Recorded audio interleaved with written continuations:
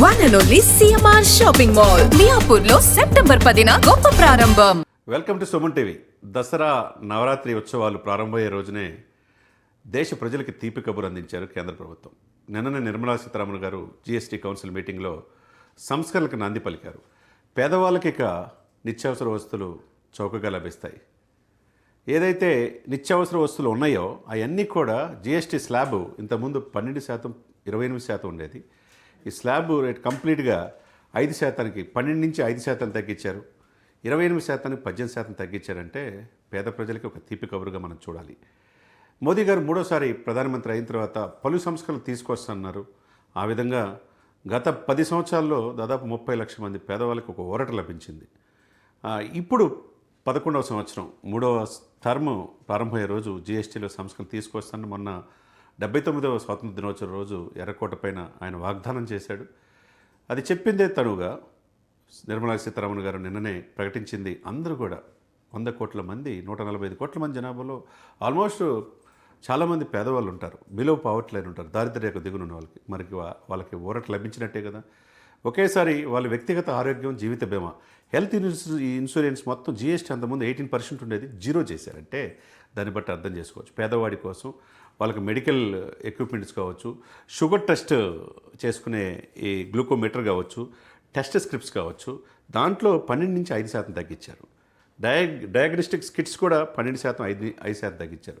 మిగతా 33 రకాల ఔషధ అంటే అత్యవసర సేవలకి, ఎమర్జెన్సీలో పేదవాళ్ళకి దాని మీద 0 చేశారు జీఎస్టీ. అంటే దాన్ని బట్టి అర్థం చేసుకోవచ్చు కేంద్ర ప్రభుత్వం పేదవాడి పక్షాన్ని అనేది దీన్ని బట్టి అర్థమవుతుంది. ఈ సందర్భంగా మోదీ గారిని, ఈ నిర్మలా సీతారామన్ గారిని అందరూ ప్రశంసిస్తున్నారు. ఒక్కసారి మూలాల్లో కనుక వెళ్తే సుమన్ టీవీ ప్రేక్షకులకి ఈ నవరాత్రి ఉత్సవాలకు ముందు అంటే రేపు 22వ తారీఖు నుంచి ఈ యొక్క వస్తు సేవల పన్నుని కంప్లీట్గా తగ్గించినదే అమలవుతుంది.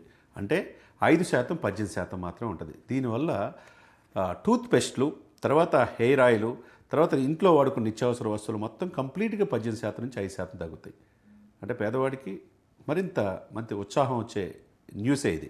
తర్వాత వాళ్ళు వీటితో పాటు ఎలక్ట్రికల్ కావచ్చు, ఆటోమొబైల్ కావచ్చు, వాళ్ళకి 28%, 18% తగ్గుతుంది. అంటే ఒక కారు, లగ్జరీ కారు 10 లక్షలు తగ్గే అవకాశం ఉంది, మామూలు కారు ₹1,00,000. తర్వాత 2 వీలర్ అయితే 10,000 తగ్గే అవకాశం ఉందంటే దీన్ని బట్టి పేదవాడి పక్షాన కేంద్ర ప్రభుత్వం ఉందని అర్థమవుతుంది. దీనితో పాటుగా ఎవరైతే ఈ గుట్కాలు, పాన్ పరాగులు, ఇది పాన్ మసాలాలు తినే వాళ్ళకి 40% వాళ్ళకి గట్టిగానే పడింది జీఎస్టీ. 40% జీఎస్టీ విధించారు సిగరెట్ల పైన కూడా. ఎందుకంటే అది ప్రమాదకరం కదా. ప్రమాదకరం అని తెలిసి కూడా సిగరెట్లు తాగుతున్నారు. అటువంటిది గుట్కాలు, సిగరెట్లు, ఇటువంటి లగ్జరీ వస్తువులకి 40% జీఎస్టీ విధించారు. వీటితో పాటు కార్బోనేటెడ్ వాటర్ అంటే కార్బోనేటెడ్ వాటరు, దాంతోపాటుగా కూల్ డ్రింక్స్పై కూడా 40% జీఎస్టీ ఇవ్వటం అనేది అది మంచి పరిణామంగా మనం చూడాలి. ఇక ఇవన్నీ చూస్తే కనుక 2,500 వస్తువులు చాలా పేదవాళ్ళకి వాటన్నిటికీ ఈ స్లాబ్ తగ్గించిన దాంట్లో రావటం వల్ల చాలా చౌకగా నిత్యావసర వస్తువులు దొరికే అవకాశం ఎప్పుడు లేని విధంగా, ఇంతకుముందు ఎప్పుడు లేని విధంగా ఇది రావటం అనేది అందరూ కూడా హర్షిస్తున్నారు. స్టాక్ మార్కెట్తో సహా మేధావులు, ఆ తర్వాత మహిళా సంఘాల వాళ్ళు, తర్వాత ఈ రాజకీయ పార్టీ అనేది లేకుండా అందరూ కూడా అంటే బేసిక్ నీడ్స్, డ్రై ఫ్రూట్స్ కావచ్చు, పండ్లు కావచ్చు, ఐస్ క్రీములు కావచ్చు, ఇటువంటి మొక్కల ఆధారిత ఇవన్నీ కూడా ఆరోగ్యరీత్యా అన్నీ కూడా మినరల్ వాడమని చెప్తారు.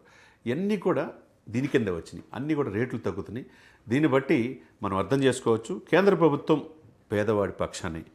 ఎందుకంటే వాళ్ళు హెల్త్ ఇన్సూరెన్సు, లైఫ్ ఇన్సూరెన్స్లు కూడా 0% తీసుకొచ్చారు. ఇంతకుముందు 18% ఉంది జీఎస్టీ.